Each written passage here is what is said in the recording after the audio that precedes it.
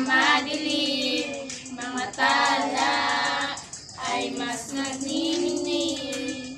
Diyan man, parang ulap, sa likod nito ay may liwanag. Ang liwanag na ito'y nasa ating lahat. May sinagang bawat pusong bukas sa init.